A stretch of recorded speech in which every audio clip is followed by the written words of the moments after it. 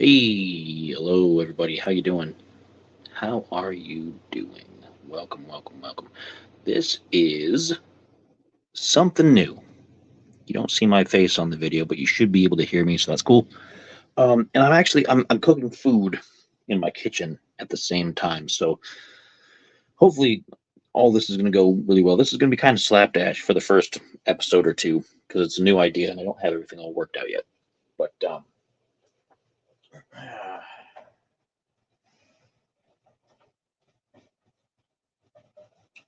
yeah, this is a new show that I started because of course I needed another new show. I've gotten back into, and I know some people are gonna laugh, some people are gonna be interested, but I got back into watching sports entertainment. I'm back into watching pro wrestling, and I fell off a long time ago. When I was a kid, it was kind of cool, with Hulk Hogan and Bam Bam Bigelow and all those guys, and I stepped away from it for a long time.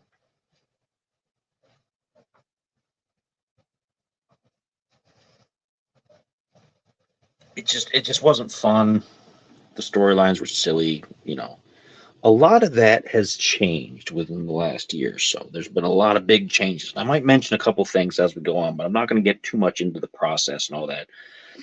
I'm going to start scratch. I watched WrestleMania this year, which is WrestleMania 40. I'm not going to be reviewing that. I'm going to be doing some callbacks to it for stuff that leads up to here. Previous to that, I wasn't as tuned in to what the modern storylines are. I only know a couple of things going forward, so I'm a little out of the loop, but I'm gonna struggle through here.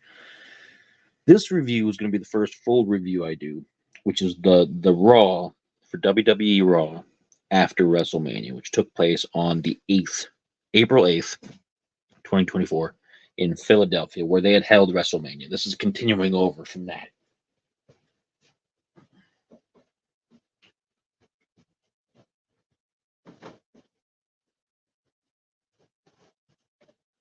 And I got a bunch of notes. I got a bunch of notes here.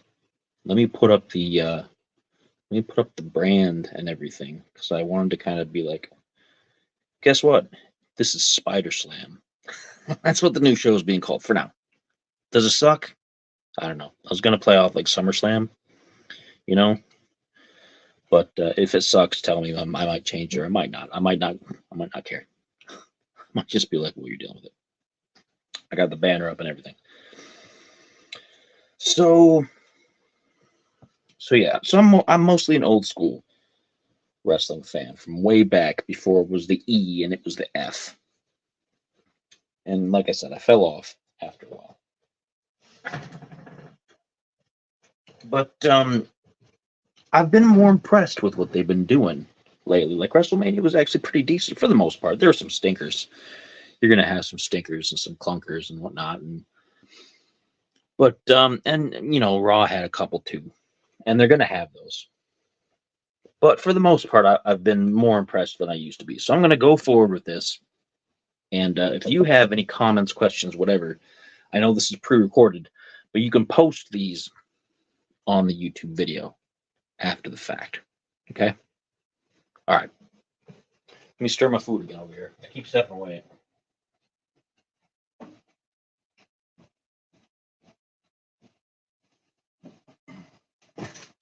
Normally I won't be doing this. Normally you'll have my full attention. But okay. So WWE Raw, April 8th, 2024, opened up, opened right up with Triple H, Paul Levesque, Paul Levesque, Paul Levesque, I guess it is. It's weird to be thinking of him as anything other than Triple H coming out to his music and addressing the crowd. They've got a bit of a new arena set up to fit everybody in because there were so many people in town for WrestleMania, so they wanted to make sure that they got everybody. And he when he comes out, there's loud chants, a lot of chants from the crowd saying "Thank you, Hunter, thank you, Hunter," and because a lot of people know him as Triple H, Hunter Hearst Helmsley, which is his character he's played for a number of years, right?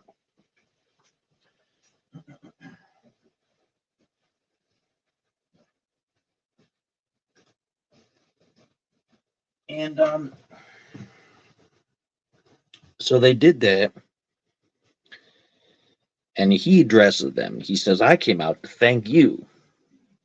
And he says that this was the greatest WrestleMania of all time by every metric. And he goes, he goes through the list of the attendance records and all the things, which I didn't write down because they always do their attendance records.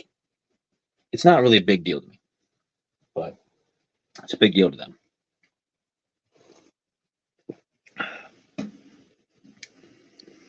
And he invites out Cody Rhodes down to the ring. Cody Rhodes won he finished the story, for those of you who are following along. I'm not going to get into the whole backline of that, but he had a lengthy thing with Roman Reigns in Bloodline.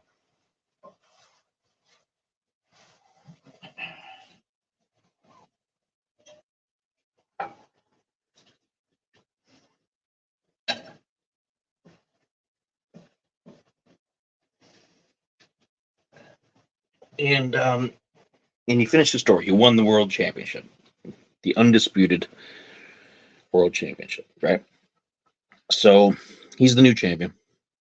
Triple H invites him out. Big crowd reaction. They're into it. He gets down to the ring after his music. He gets the "You deserve it" chants, which is going to be a theme. You're going to see a lot of that during the show here. He comes down. Obviously, he's grateful. Big emotional moment. H congratulates him for putting an end to Roman Reigns' historic title run, which was over 1,000+ days. It was a long time. Super long time. Ridiculously long time. And he talks about the attendance record again. And so then he says, "I got something for you." And they have little TV set up because they can't have the way they have the arena set up for more people.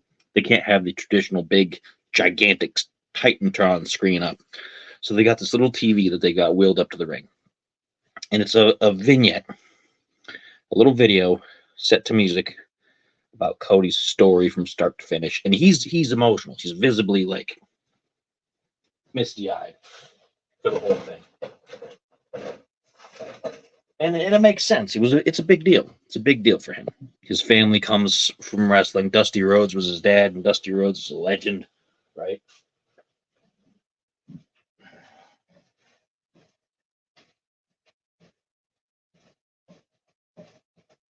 Yeah, stirring my food here. Stirring my food. And the crowd goes into the "You deserve it" again after the video. It was a nice video because it showed him and his family and his dad and everything. After that, Triple H leaves, and Cody talks to the crowd. He does his "what do you want to talk about" thing. That's kind of his signature thing, right? Big reaction. And he turns out from the ring towards where the announcement table and the timekeepers are. And he wants to talk to Samantha Irvin, who's their ring announcer. She's the girl who does the "and now entering the ring," that kind of thing. And she's been there for a little while. And he asks her to reintroduce him as the champion, and she obliges. Now, here's an interesting thing about her that I didn't know. Okay, and this was cool.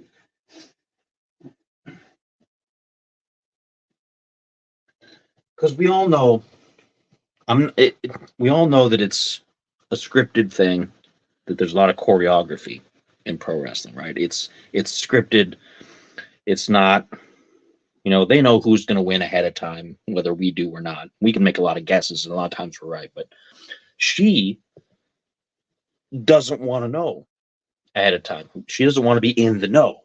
She knows that they've already decided that, but she doesn't want to be in the know in those discussions. So she always tells them, "Hey, I want to be like a fan. I want to announce the people coming out, and then I want to see people win naturally as a fan would," which I think is kind of cool. It's a choice that she makes, so they leave her in the dark for all that stuff. And she was, genuinely happy for him that he won on WrestleMania.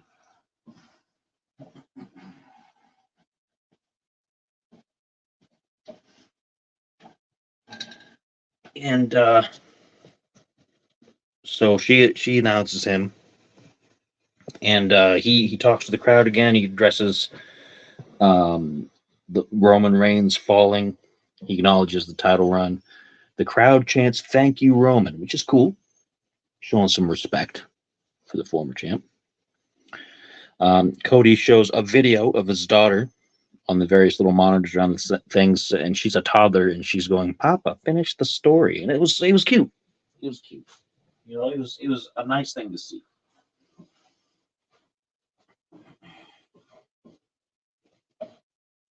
And so after he's talking to the ring, and he's talking to the crowd, and he's excited, and then the music from The Rock plays. So you kind of knew, if you know the build up and the matches, you knew this was coming. So The Rock, he comes down, crowd's going crazy because they always go crazy for The Rock, whether he's good, bad, whatever. They go nuts for him. There's a brief little stare down, and one thing I noticed, he seemed like he was a little stiffer climbing up on the ropes to do his thing. Like, he always raises up his arm and things like that. And he seemed like he was moving a bit, like it was a little difficult for him. Maybe it was just after match, he was sore after all that, hadn't a chance to work out the kinks, but it seems like he might be showing a little bit of his age. He's in his 50s, right?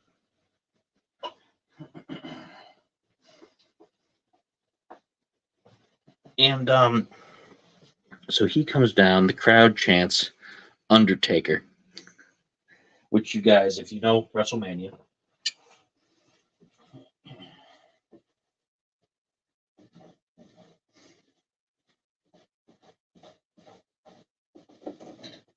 and on the announce team, you've got Pat McAfee right now with Michael Cole.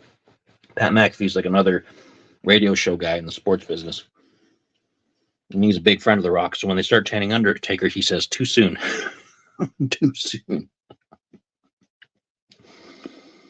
So The Rock tries to pick up the microphones, tries to say something.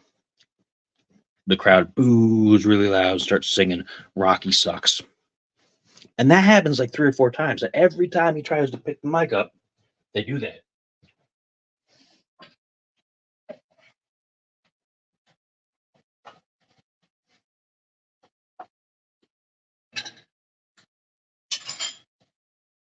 Every time. And after several times of that, this goes on for a while, he tells the crowd congratulations for being the largest gathering of trailer park trash. Because he's a bad guy Rock still. Okay. But there's a lot of censoring after that. The crowd says a lot of things that are naughty for TV. So while they're doing that, Cody takes the opportunity to stand up and raise up the belt to kind of break it up, and they cheer him. Rock raises his special belt that he got from the family of Muhammad Ali. Again, that's from WrestleMania. So if you want to know how that went with the Hall of Fame, you got to go back. Okay. But he raises his belt and he gets booed. But they finally let him talk. He talks about all the adversity, all the things that Cody had to go through to get to where he was. Rock talks about Dusty Rhodes, how his father, Peter Maivia, or Rocky Maivia, and Dusty Rhodes were friends and buddies. And he talks that up. And he compares the belts, his belt to Cody's belt, and he asks if he can hold Cody's new title, which is weird. And after a minute or two back and forth of talking, Cody's like, "All right, but only if I can hold yours." And so Rock agrees with that, and they switch belts.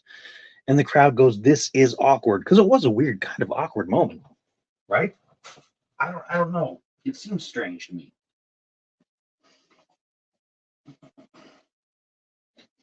It seemed kind of strange to me, but whatever. I'm sure there's a storyline point to it. But they give their belts back to each other. And The Rock says he has to go away for a while because he's going back to movies and stuff, because that's his main thing. He does movies. He's The Rock, right? And the crowd starts singing the na na na na thing. But The Rock continues on. He says he's going to come back eventually for Cody, whether Cody's the champion or not. So there's some grudge there. There's some blood. And And Cody says he's looking forward to it. And The Rock reminds him that he's still the final boss, and that since he's on the board of directors for WWE now, that he's Cody's boss. And Cody says, "You may be my boss, but I'm the champion, and I'm their champion, and I'm your champion." Nice and aggressive. The Rock agrees with that. It was a nice segment. It was a little awkward at parts, but it was a nice segment. And the weird thing happens at the end here. Now, The Rock takes something out of his pocket, and he's giving this little speech about things, and he gives it to Cody. Unseen. You don't see what it is. He puts it in Cody's hand and holds it there, and it looks like Cody knows what it is. And he tells Cody a weird line, a line that kind of threw me. He says, "Don't you ever break my heart again." Which is, I don't know. I don't know where that came from. I don't know where it came from. I'm sure it means something, because they said it real serious, like the glasses were off, and I don't know. It was weird. But after that, he leaves. Cody puts the thing in his pocket. There's a brief little of Cody watching him go, and he walks slowly out. Then they do like a commercial in between. I'm not going to go over the specifics of the commercials. Some of them were related and some of them weren't. But after that, the first actual match of the show, you've got Shinsuke Nakamura versus Ilya Dragunov. And Dragunov is the NXT champion. So it's an interesting thing. They're mixing up the promotions a bit more. They like to pretend that like Raw, SmackDown, NXT are three completely separate things. They're three different businesses, three whatever, but they're all part of WWE. They're all the same. They're just three shows. But they're mixing them up a little bit. It's nice to see. And I'm not too invested in Shinsuke or Ilya. I don't know. I'm not too big on either one of them, but it was an all right match. It started off strong. It was a bit sloppy with the choreography here and there. They did a lot of rolls, a lot of flips, a lot of top rope jumps, action, things like that. It seems like Dragunov was a little bit more, I used the word choreographed in my notes. And I mean that in that he was more like, it seemed more clear that he was thinking in his head, okay, when he does this, I have to do this. And then when I do this, and next I have to follow up with this.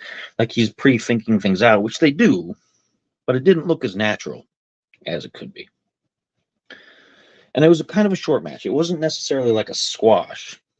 He didn't just beat the trash out of Shinsuke, but he did, it was short and Ilya did win. And what was kind of funny is he hits a move on Shinsuke, and then he goes up to do the pin, and instead of like, because Shinsuke is on his stomach, instead of rolling him over to do the pin, Shinsuke rolls over, and then Ilya gets the pin. So it's kind of obvious, like, why'd you roll over for him? Make him work for it. I don't know. But they did, after that, they did a WrestleMania recap of Drew versus Seth Rollins, which was a pretty decent match.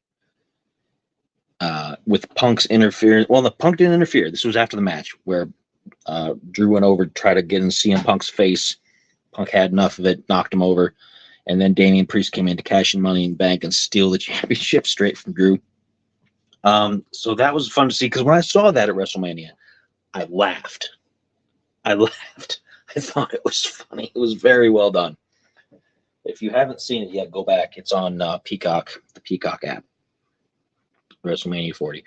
After that, there was a full recap of all the matches, like little video pieces about everything. I'm not going to go over them all, like I said, so you got to go back and watch it if you want to. After that, it has the Judgment Day.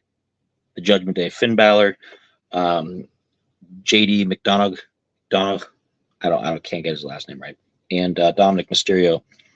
They're in the ring. Finn Balor's addressing the crowd. Dominic Mysterio tries to, but every time he speaks, every time he opens his mouth, not just on this show, but on multiple other shows, the crowd boos him so loudly you can't hear him. I think he pulls the mic away a little bit too to add to the effect, because he's loving it, right? But he manages to introduce Rhea Ripley. She's the new well, not new. She's been women's champion for a little while, and so she comes out.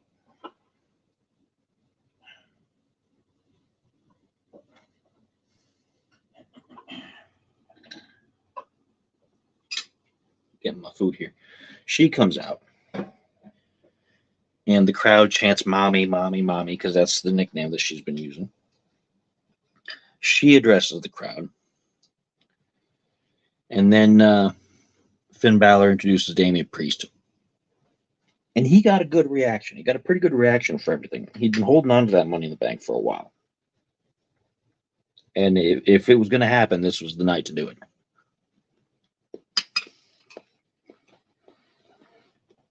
And the crowd kicks up with the "You deserve it" chants, which was also nice to see, because I wasn't aware just how much of a backing he had.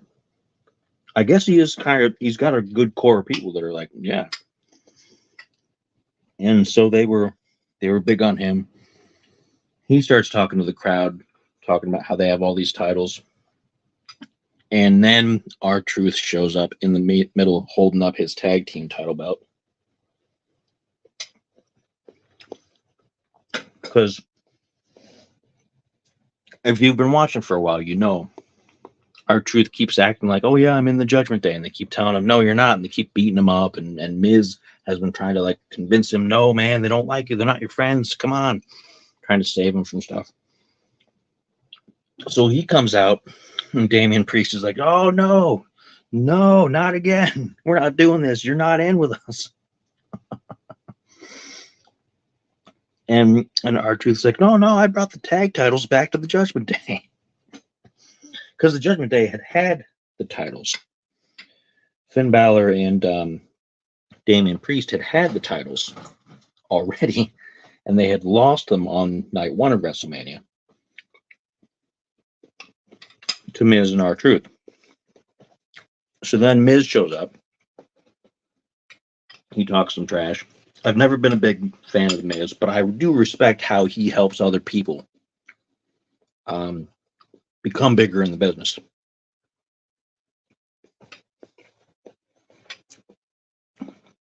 And so then Finn Balor's mad.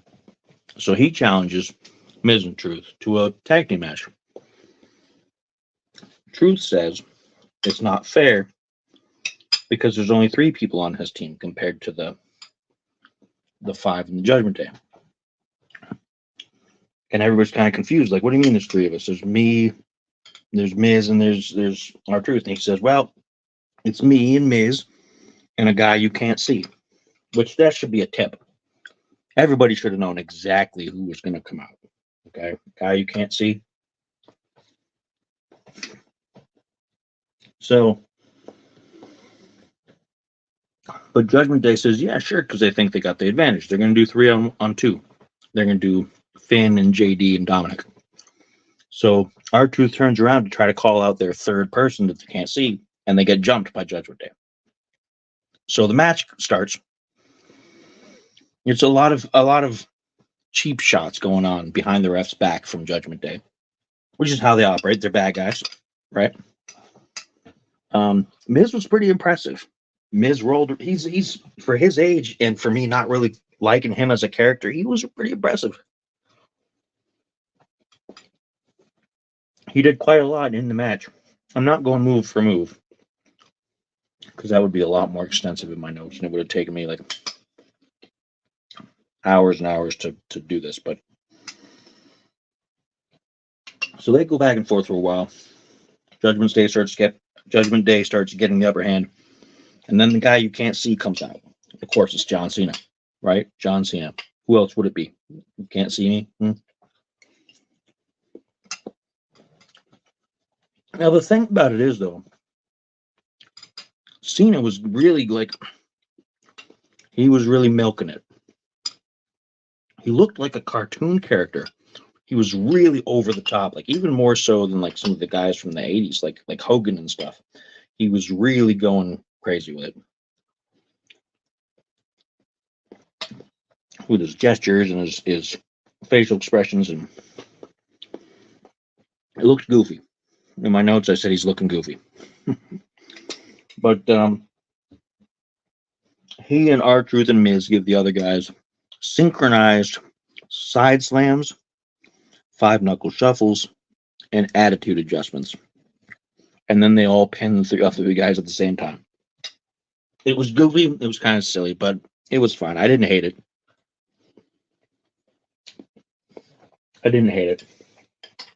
I feel like I should have, but I didn't.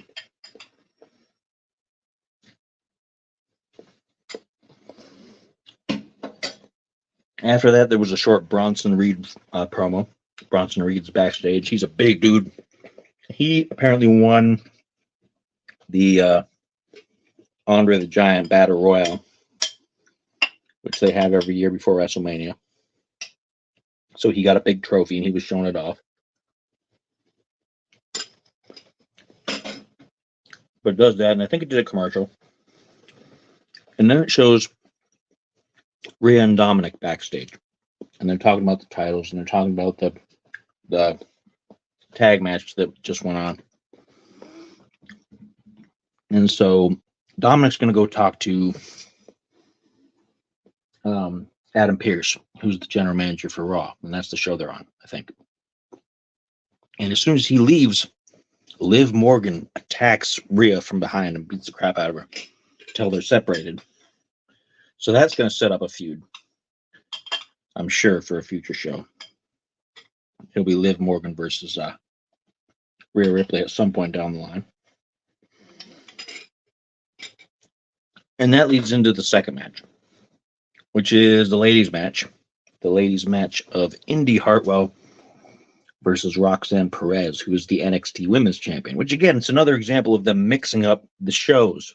Ilya was here, and now you got Perez. And Indy Hartwell has Candice LeRae in her corner for whatever reason. There's some kind of story with that, and I don't know what it is because I haven't been watching up until this point. I watched WrestleMania, and that was the first full WWE thing I've seen in a while. I haven't watched Raw and SmackDown, so I don't know what the deal is with that. But Perez offers a handshake, and when Indy Hartwell goes out to take it, she gets slapped in the face. So they start fighting. Still having problems with obvious choreography here, and that's something that I've been noticing with WWE, which is one of the reasons I hadn't been watching it for so long, because it seems like it's overproduced in a way that, which I think that's going to change a little bit. I think some of that is going to change with the new leadership. I'm not going to get into that situation today, but I think you're going to see a little bit more improvisation in the near future. I would have liked to have seen it here, but it's probably too soon. But it just seems like it's like I said with Ilya earlier. It's like, okay, when she does this, I have to do this. Okay, and when I do this, she's going to do this, and then I have to do this. It's like they're thinking too hard on it, and it looks like they're anticipating each other too much.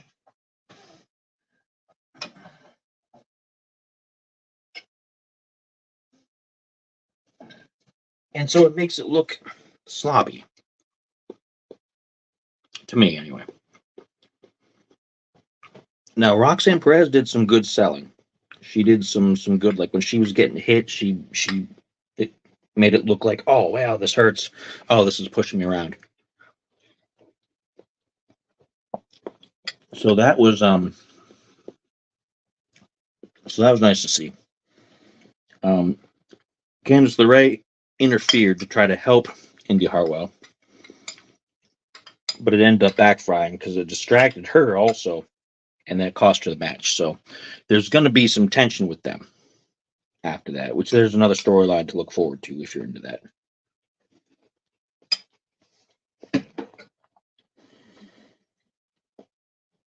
After that, you had Sami Zayn walking backstage, and then Jey Uso was there to congratulate him. So they had a little back and forth, positive interaction. Roxanne Perez was backstage after her match with somebody. I didn't recognize who it was, though. I didn't recognize who it was. But they're setting up something for back on NXT. And after that, Sami Zayn manages to get to the ring. I have never been a Sami Zayn fan. I think he overdoes it. He's too much for me. But he won the Intercontinental title belt at WrestleMania. So he's out to celebrate. He acknowledges the title reign of Gunther, who was the guy who held it before him. He thanks the crowd. He thanks his family. He thanks his friend, Kevin Owens. And while he's doing that, music kicks in. And the other two members of Gunther's team, which is Imperium, and that's Giovanni and Ludwig. Ludwig Kaiser, Giovanni somebody or other. And they come down and they talk down on him. They tell him he's not deserving and whatnot. And they call the crowd peasants, which was funny. And they say he looks like a bum, which he kind of does. Not entirely inaccurate. But they move to go in to ambush him. And Chad Gable comes out. Chad Gable's part of the Alpha Academy. And he comes out, chases him out, and then they do a united front, him and Sami Zayn. And that leads to a full match of them versus these two guys from Imperium. There's lots of aggression from both sides, lots of like really back and forth, like, I'm going to get you kind of moves. Imperium is pulling off the big, we're bad guys, we're super arrogant, we know we're better than you kind of thing. Really strutting their stuff. This match had the best choreography up to this point. For whatever you can say about Sami Zayn, he's decent in ring. He's not one of my favorites, but he did really well. Chad Gable's not one of my favorites either, and he did it very well. He's obviously put a lot of effort, a lot of training. And Gable was in, out, all over the place. He was diving off posts. He was hitting moves. And so good job for him. Imperium did some good double teaming, some good villain stuff.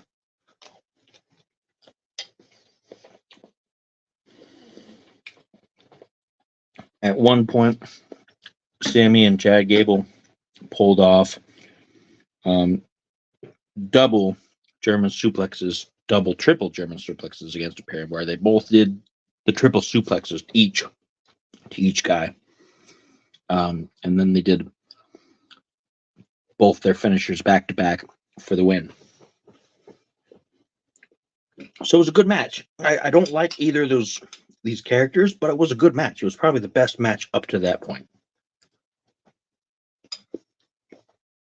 It was good technical wrestling. It was good attitude. And I liked it. So from there, it went to backstage promo from Jey Uso. I don't really have positives or negatives about Jey Uso. Like, his match against his brother at WrestleMania was awful. It was just flat out not great. It was boring. It was just, I'll kick you, you kick me. I'll kick me, you kick you. And, you know, that's basically what it was. And it was just not, it wasn't fun. But he's going to be in a match later, so he's talking up like, hey, this is my opportunity, you know, that kind of thing. So it goes to the three general managers. You've got Nick Aldis, Adam Pearce, and I don't remember who the girl is. I know she's The Rock's daughter. She's general manager of NXT. I don't remember her name, but they're talking about the upcoming WWE draft, which every year after WrestleMania, they shuffle all the superstars around a little bit. So some people end up on different shows, and it changes the dynamics, changes the politics of things.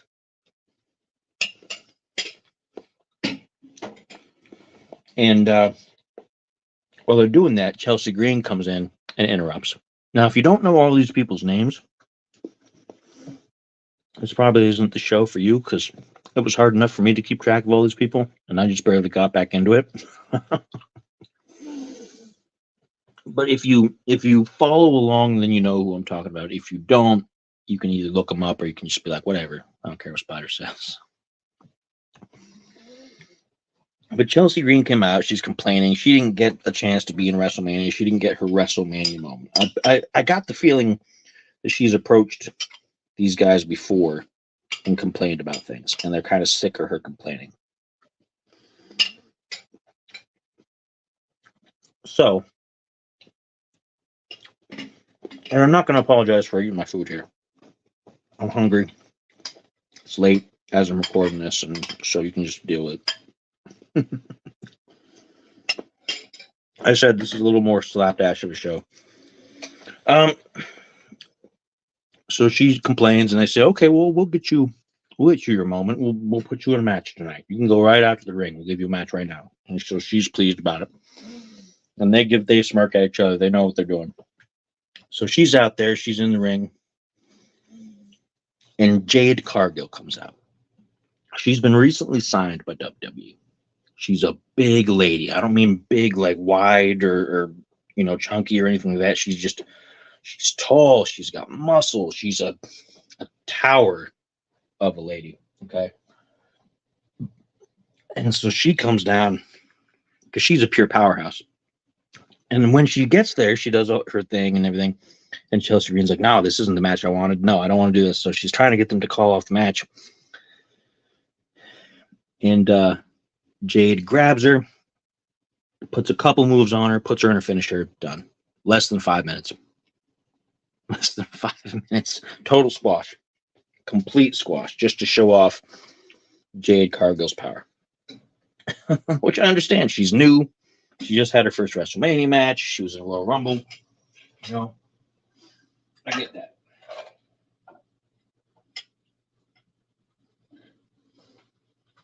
I just hope they don't rely on that too much. I don't want to just see her do a Goldberg thing and just come out and squash people constantly. So that was a short one. From there, it switches back stage again to Alpha Academy's back there celebrating, and Sami Zayn comes up and he has a little back and forth, and there's a little bit of tension because he's like, "Hey, I could have done that match myself. I really didn't need your help, but I appreciate it. But I know that you want something. I know you want a favor for helping me train up for my match against Gunther." So he tells Gable, he says, "Hey, I'll defend my new title against you on next week's Raw," which is exactly what Gable wanted. And so it comes off like, "Oh, it's a fair play." But as he leaves, like you see a look on Gable's face. It looks like he's not doing everything out of the good of his own heart. He thinks probably that Sami Zayn is a pushover. But we'll see. I don't know. It's setting up some storyline.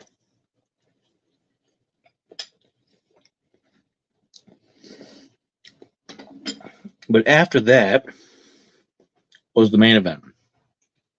The main event was the Fatal 4-Way match for who gets to be the number one contender for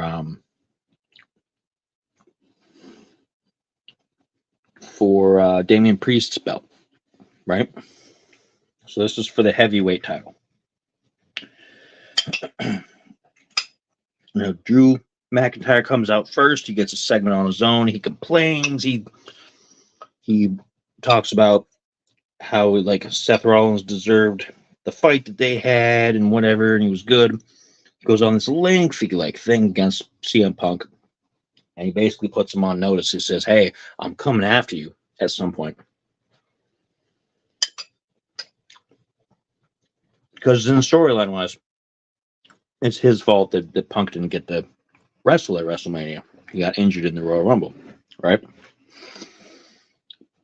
But now it's Punk's fault that Drew McIntyre has lost at the Rumble or at WrestleMania. Well, he won, and then he got beat up by Punk, and that ended up with Damian Priest cashing in Money in the Bank. Now, on a side note, I've never been a CM Punk fan. I was one of many people who thought he was an overrated ring worker, and I didn't like the attitude. I didn't like his attitude. But since he's come back, he's growing on me. He's growing on me. I still don't think he's like the best in-ring worker you're ever going to see, but he's growing on me as a character. I'm more interested in what he's doing and what he has to say. So I'm hoping that trend continues. He seems to be a straight shooter as far as these things go.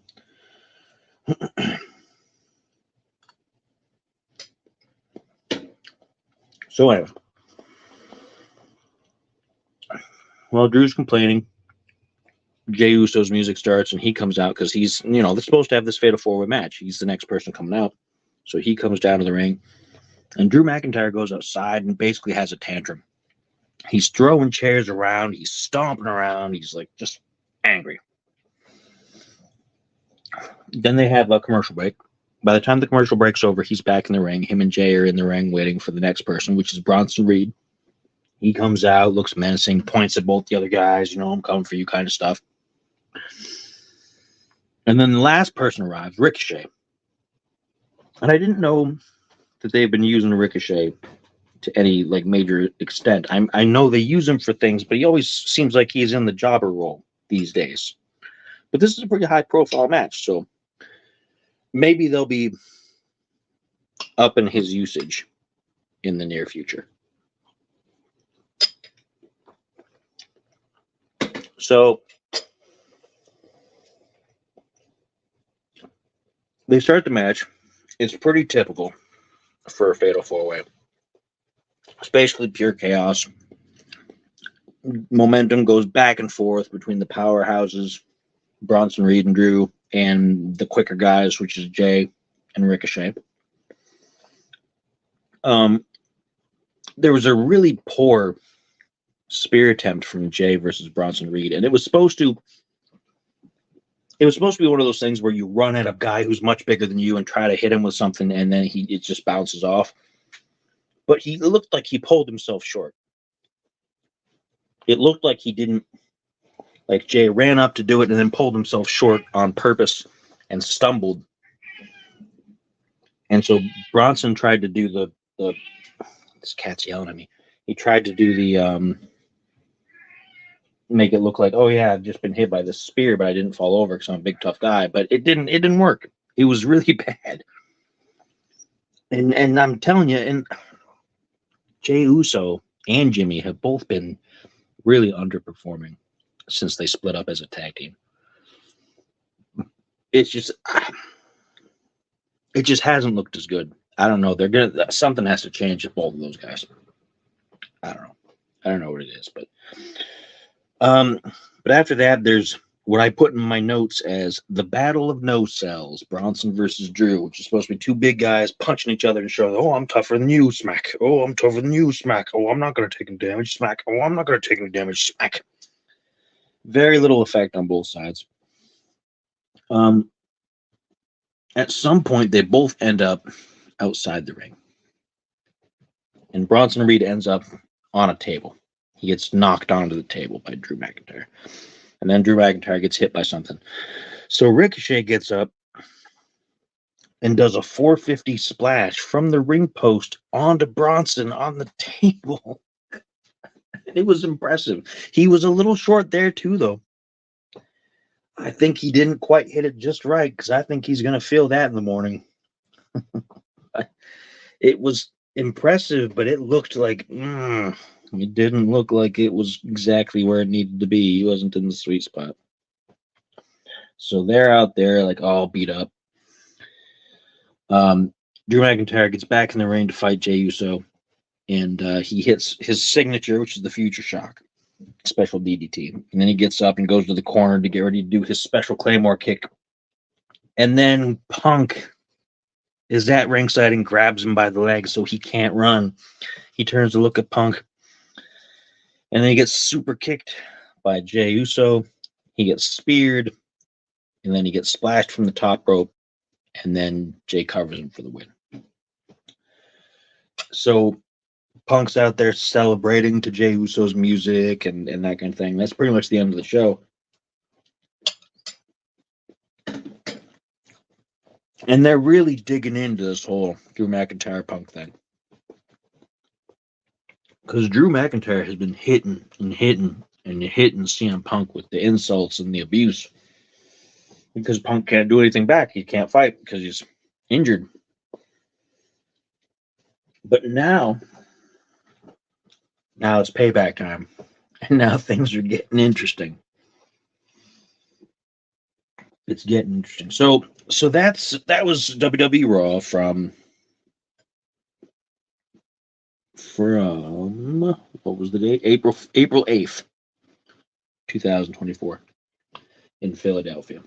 The first Raw after WrestleMania 40. And overall, it wasn't bad. It advanced a lot of plot lines, which is really that's what pro wrestling is about these days. It's less about the actual combat and more about the story being told, really.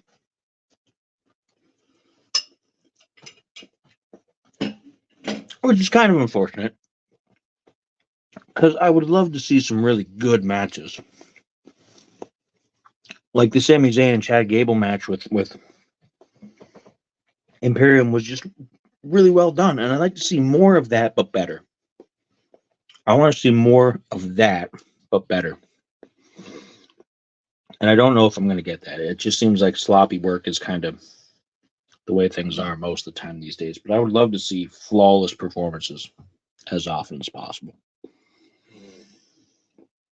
Now, this review was kind of up and down and kind of choppy because I guess I was cooking food, I was trying to eat and things like that. And it's the first one. I wanted to show graphics and things of different things, and I didn't have any of that set up. It was kind of spur of the moment. But we have SmackDown.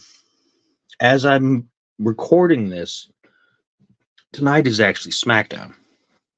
I watched Raw like after the fact a day or so ago. And so tonight would be SmackDown, and I haven't watched it yet. I'm probably going to watch it tomorrow, which is Saturday for me. And then put that up to come out either Sunday or Monday. Do the recording for that. So this will be out within a few hours of me recording it here, which if you're listening to it this far, it doesn't really matter because you've already been listening to it. But that's just a little peek at the process, I guess. So anyway, what did you think about this Raw? What did you think about WWE Raw? Were you invested in any of these matches? Were you invested in any of the storylines? Are you more excited to hear this cat having farts behind me? That's pretty gross. I hope that didn't end up in the recording. If it did, it's... Thanks, cat. It's gross, cats. Well, what do you think? How do you feel about the direction that WWE is going? I'm not going to talk too much about the other promotions. I'm not going to talk too much about TNA or AEW or anything, that kind of stuff. I don't watch those. I don't think I'm going to start, honestly. So I'm not comparing this to those and saying this is the best wrestling on TV today because this is just the best WWE on TV today. Is how I'm going to consider it. I'm not really going to do comparisons with the other guys. Let them do their thing, and these guys are going to do their thing.